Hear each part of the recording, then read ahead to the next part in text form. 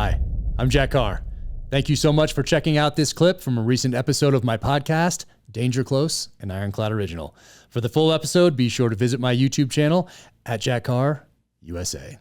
So Ukraine, I took this, I took the job with media a year ago, and then right after the invasion happened. So I called Evan, the CEO who hired me. I was like, hey man, I know this isn't why you hired me, but I gotta go.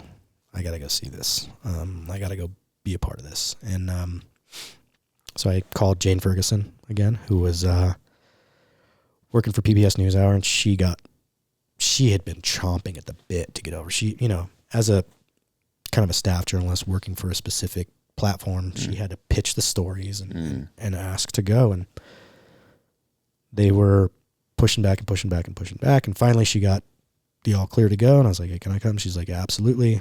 I can call you my medic or whatever. But have your own stories too. So she kind of, it was again, a mutually beneficial thing where I had some contacts that had contacts that had contacts that get some stuff. But yeah, we just went over there as a team. Actually, this time we didn't get split up. So yeah, I think we went over, it was like the beginning of March, like a week or two after the invasion. The lines had pretty much become stalemated outside of Kyiv. They were still fighting pretty hard in the northwestern part. The northeastern part had been pretty much, the lines were pretty much drawn. Lots and lots of, cruise missiles, indirect, stuff like that happening in Kyiv. But yeah, it was wild. I really,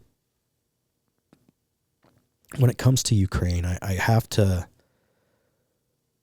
take a step back and look and be like, man, there's so much that I just don't know. Echelons above reality, as some people say.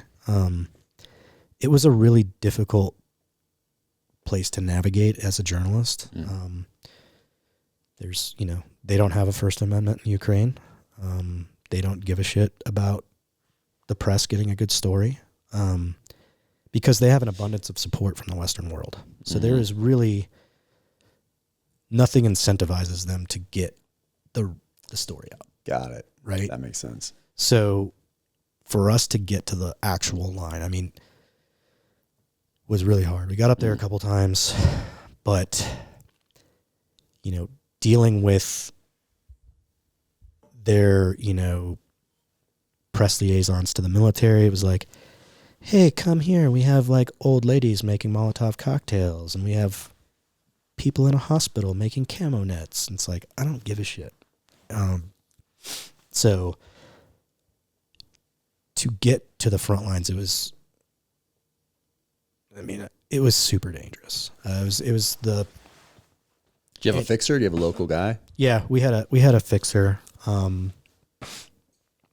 But up till the point of the invasion, my fixer had been like a personal trainer or something, Right. He was like a cadet. Like he'd been in like the Ukrainian reserves, but not a well-connected guy. And I had some other contacts, but all of them were very, very apprehensive about there's no incentive for them to get us a good story. They already had the popular support of the West. Yeah. Any risk they assumed that could possibly, violate their OPSEC or whatever was just like basically zero willingness to assume any risk to get us a story. So to get to the front, you had to kind of try and find your way there. And that's dangerous. If I look at it from, if Salt Lake City was under siege and they went down and handed every military-age male in Salt Lake City an AK and that said, hey, that's your corner. Make sure nobody gets through it. Wow.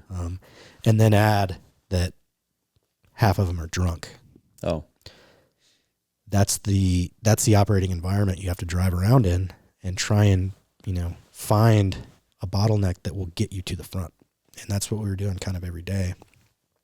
And, there was one incident we were driving around and the camera guy had a little gimbal camera, and he was just kind of messing with the settings in the front seat.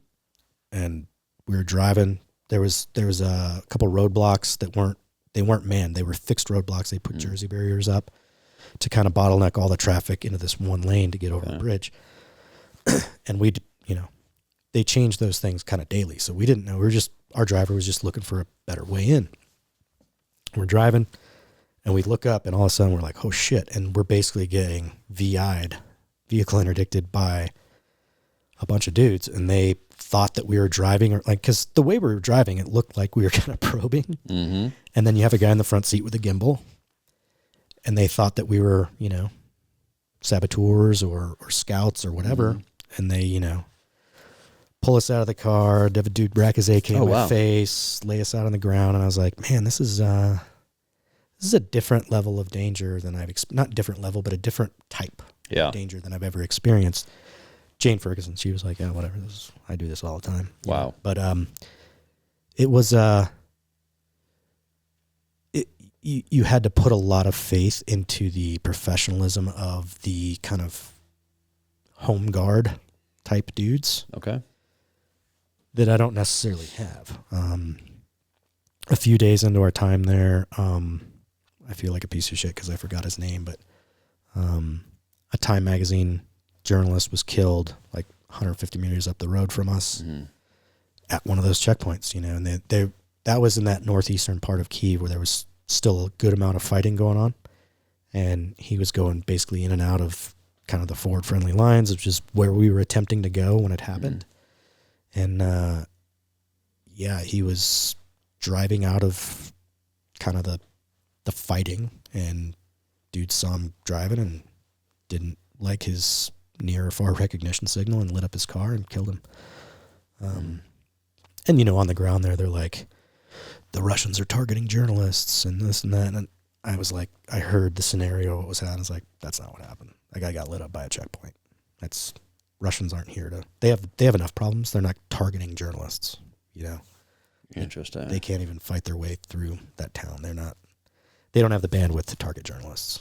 Wow. So, I don't think it was a malicious or intentional killing on the part of the Ukrainians. But if last week you worked at Domino's Pizza and this week you're on a checkpoint, like 150 meters or 200 meters behind the front lines with the Red Horde coming at you. You're not going to make the best decisions.